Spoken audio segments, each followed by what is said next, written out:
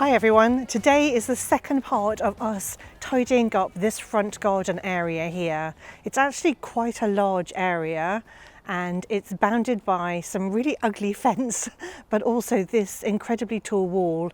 I wish I'd measured it, I always say that, but I don't know how tall it is. It's at least 10 foot tall. If you saw our previous video where we were pruning the climbing roses and it took us all afternoon, they were the climbing roses up the front of our property here and on this wall behind me here. Today we've got a little bit more pruning to do and then we're going to do the planting that I promised in the previous video. So we are planting we're pruning 3 sceptred aisle, 2 Princess Alexandra of Kent, which I absolutely adore, and 3 Little White Pet.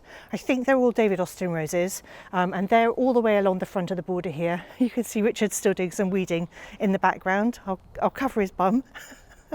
He doesn't want that on the video. And I'm probably going to cut back my Clematis and prune the hydrangeas that I've got along the back fence over there. They're actually not in the best spot and I probably need to move them at some point, but not today. Then we're going to do the planting. So let's just get cracking. If you're new to my channel, my name's Annette, this is Cottoverdi, and I quite often do some gardening with my husband Richard. If you're new to pruning roses, they're pretty much all the same. So with a shrub rose, you want to create a vase shape. You want to keep it nice and airy in the middle because that will help prevent things like black spot and other bugs. And what we want to do is try and reduce it by about 1/3 or take it to knee height. Depends how old it is and what you want to do. And you want to take off anything that is diseased, damaged, or dead. You'll know if it's dead because there won't be any little shoots on it at this time of year and it will look a different colour. The stem will look a different colour. I can't actually see anything that is diseased, damaged or dead on these roses, which is good to know. So I'm just going to cut it back. I'm also going to take off anything that is spindly and less than a pencil thickness. So even if it's got shoots on it, I am going to cut that off and take it back to a nice strong stem. And I'm just going to get cracking with all these roses and go through it really quickly. I've made loads of videos in the past about how to prune roses, so do take a look at those if you're interested in more detail. I should also mention to try to prune shrub roses to an outward facing bud. So you'll look to see where all the buds are and just take them back to an outward facing bud. And I'm actually too hot. It's such glorious weather at the moment. It's going to get cold tomorrow and all this week. So I'm just going to enjoy the sunshine while I can.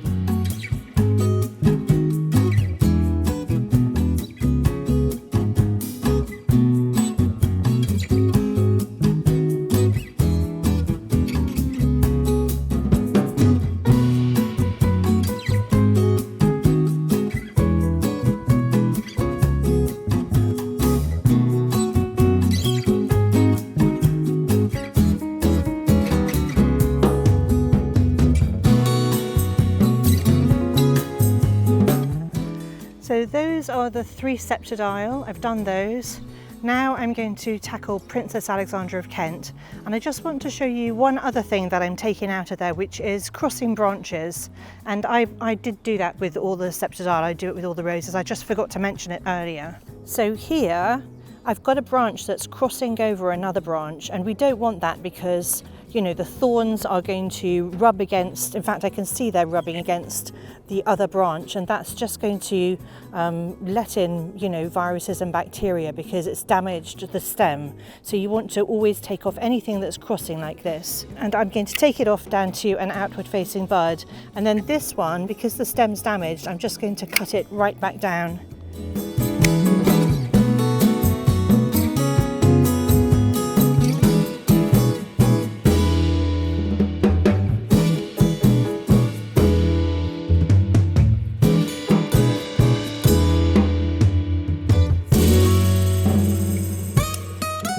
So I've done this Princess Alexandra of Kent and this one over here. This one's a bit taller, but it's absolutely gorgeous. Stunning, stunning rose. Now I'm going to do these 3 Little White Pets. Now these are really short roses, and but they are absolutely covered in blooms. They tend to only bloom twice, I haven't managed to get to bloom more than that, but they just seem to put all their energy into this incredible flush of blooms, which I absolutely adore. So I'm going to do exactly the same with these, even though it's a little bit more complicated, just because they're such full, busy roses, and it does look quite harsh when I cut them back, but I promise you they rebound with extra vigour.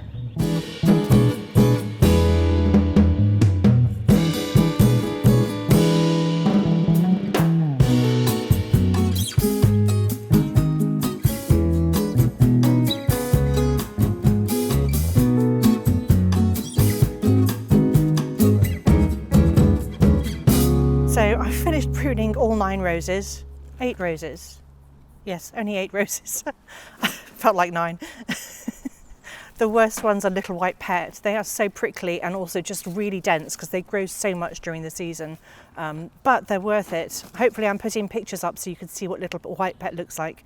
But it's just smothered in blooms. It's gorgeous. So now that I've done that, I'm also going to prune a Clematis called Tico. I'll put the name up on the screen.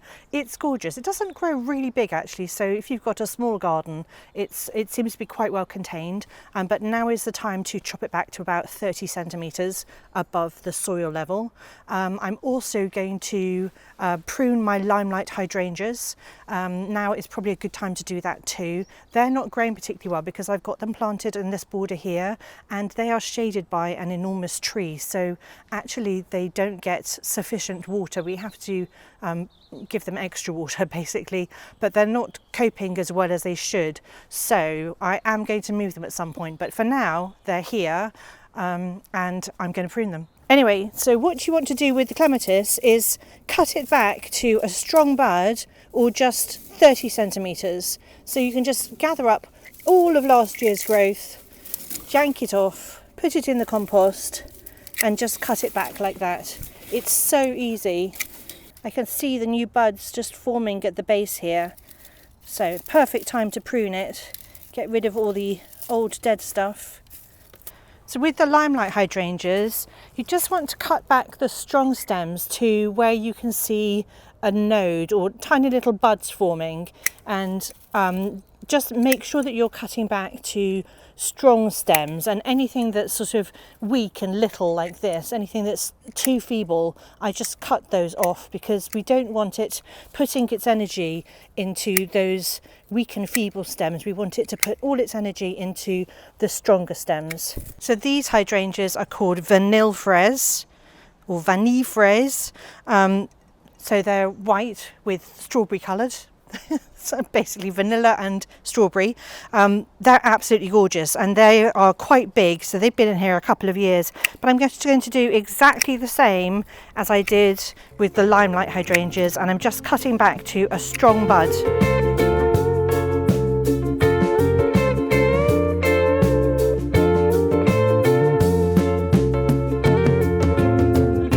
In this front garden we've got some, well, one side next to the really tall wall that's really shaded, so it gets a tiny bit of morning sun, and then for the rest of the day it's in full shade. So I have got some hellebores that I'm going to plant in the far corner near our climbing hydrangea. Now the hellebores that I've got are just a mixed bag of small plug plants that I bought quite cheaply, but they'll grow over the years and I'm fully prepared to wait for that. So I'm planting hellebores up in the shady area up next to, we've also got a yew there, a standard yew.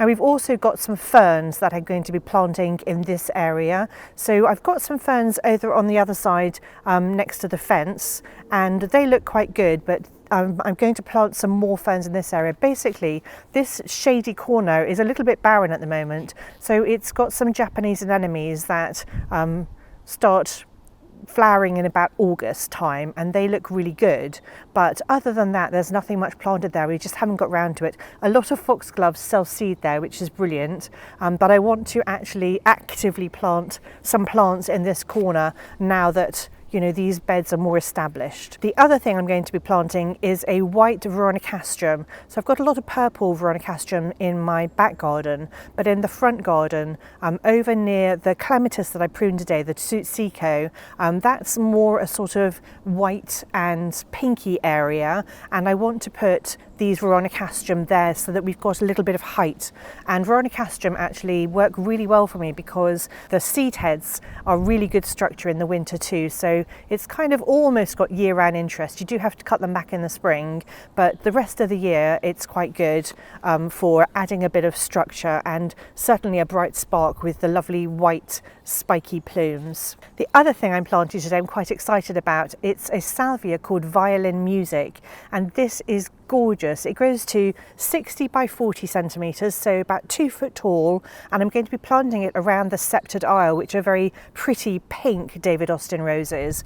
Now the reason I'm planting salvia is because Sarah Raven believes that salvia macrophylla, which this one is, help to prevent black spot in roses. So I've been gradually adding salvia around all my roses, so that hopefully that's one thing that will help me, you know, put paid to some of the black spot that we suffer with.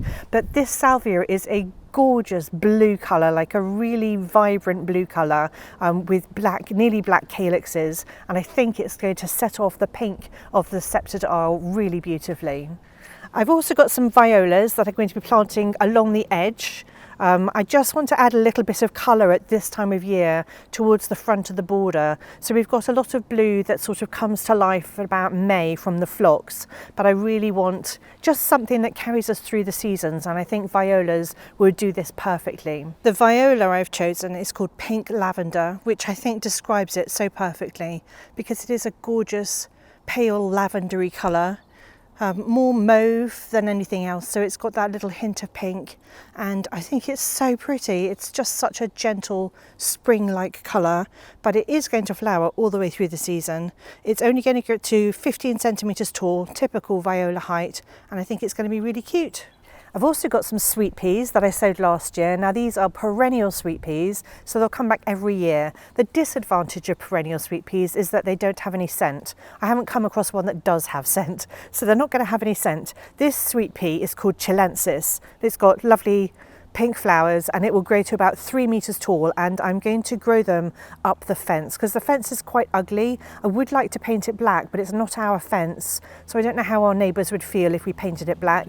We could ask them, but for now I'm just going to plant a bunch of sweet peas as a sort of background green cover for this coming season, well, and seasons to come because it's perennial, but you cut them back in the winter time, so there'll be nothing there in the winter. It's not evergreen structure, but I think they're going to look really pretty in this sort of whitey pinky border that I've got in the front garden. And this one is in full sun. It really does get sun all day long. Along with the salvia Violin Music that I'm adding to the sceptred aisle border, I'm also going to be adding a splash of white. I'm adding a scabiosa called Kudo White, and this is a perennial scabiosa, and it's got beautiful white flowers. It's going to grow to about 50 centimeters tall, so about, what is that, 1.5, 1.75 foot, so 50 by 30. I've only got 3 plants. I wanted to be able to get hold of more, but I should be able to split these in future seasons, divide them in the autumn, and then I'll basically propagate that way and have more plants. But I'm going to dot these around in the sceptred aisle, so I'm adding a bit of blue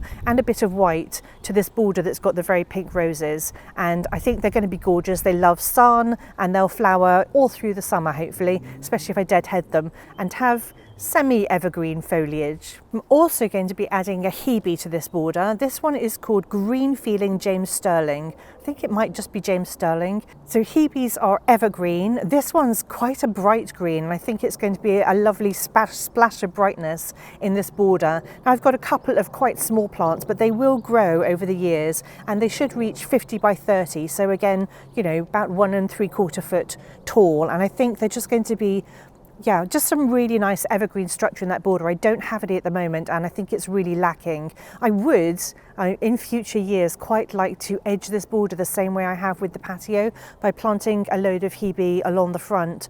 I think that would be nice, but it will involve digging up quite a few bulbs and things that we've got planted in there at the moment. But I'd just rather have something that's a bit more evergreen at the front there. The phlox tends to look a bit messy right through the winter. On the front border in the turning circle where we've got the 3 little white pet roses, I'm going to be adding a Riesman Bowls Mauve. This is a wallflower with a beautiful purple colour. It is really highly regarded actually as a wallflower because it flowers for so long. It's a really strong performer, and I think the purple's really going to set off the white from the roses. I think it'll be a lovely addition to this border, so I'm super excited about that. My plants are looking quite scrappy actually, but I think they'll recover with a bit of tender care. So we'll give them lots of fertilizer and, you know, water, and hopefully they'll spring to life and look fabulous for years to come. So this wallflower is perennial. At the base of the Princess Alexandra of Kent roses, there's quite a large area that sort of tends to be very sort of weed riddled because it's empty. I am still looking for some salvia to plant, salvia macrophylla, to plant around these roses. But for now, what I wanted to do is plant something that was going to help prevent the weeds coming back. So I've chosen something called Gypsophila repens rosea. So it's a lovely pink, matte carpet forming Gypsophila. It's only going to grow to 15 centimeters tall. It's great for alpines and rockeries, and probably would look quite cute in a pot or a trough or something like that. But I'm going to plant it at the base of the roses. I think the colour will complement the really deep, rich colour of these roses beautifully. And I also think it's going to help prevent those weeds coming back. I'm also going to be moving a pulmonaria called Shrimps on the Barbie. Now, I tried to move this, I think a year or two ago, but I found ladybirds nesting in them, so I left them where they are, but they're in full sun, and pulmonaria actually prefer to be in shade. So I'm going to move them up to the very shady area in amongst the hellebores.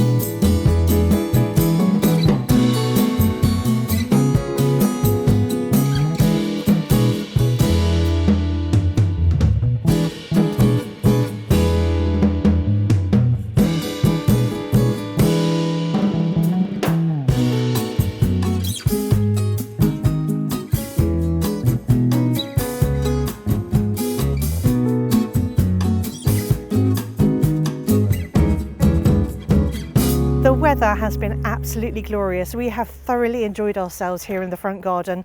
The sun has been shining, there's been a gentle breeze. It's just been so much fun to tackle this together. I really have enjoyed myself. I've pruned back all the roses. I even pruned the pittosporum bushes behind me. So those have had a good prune. I've pruned the hydrangeas. I cut back the phlox because it was looking really messy and kind of half dead. So I've tackled loads of stuff. I even pruned the penstemons, which I haven't done yet in the back garden because I tend to wait until nearer towards the end of our last frost, but I'm prepared to risk it here because we've got really big clumps over in this border here, and they were just looking really messy. They desperately needed cutting back, so I've cut them back, and I think if I lose a little bit around the edges, they'll be fine. They will survive. That's my theory anyway. That's about it.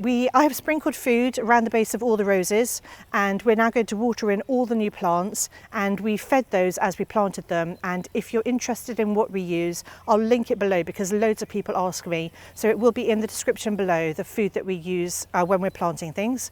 And then we're going to water in, did I say that already? Richard started watering. We're going to water in all the new plants, and then he's going to start mulching. I don't think he's going to get the whole garden done today before it gets dark, but he's certainly going to try. If we don't finish it today, we'll just do it next weekend or something. But I can't wait to see it all like looking pristine with new mulch in it and everything like that. Anyway, I really have enjoyed myself today, and I hope you have too. Thank you so much for watching, and I'll see you all next time.